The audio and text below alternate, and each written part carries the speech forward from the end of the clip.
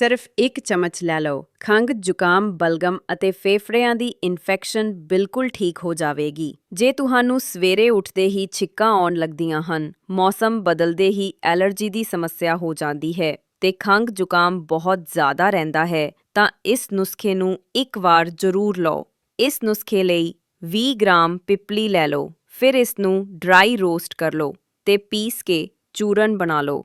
ਅੱਧਾ ਚਮਚ ਚੂਰਨ ਵਿੱਚ 1 ਚਮਚ ਸ਼ਹਿਦ ਤੇ 1 ਚਮਚ ਅਦਰਕ ਦਾ ਰਸ ਮਿਲਾ ਕੇ ਸੇਵਨ ਕਰੋ। ਤੁਹਾਡੀ ਪੁਰਾਣੀ ਤੋਂ ਪੁਰਾਣੀ ਖੰਘ ਦੀ ਸਮੱਸਿਆ ਬਿਲਕੁਲ ਠੀਕ ਹੋ ਜਾਵੇਗੀ।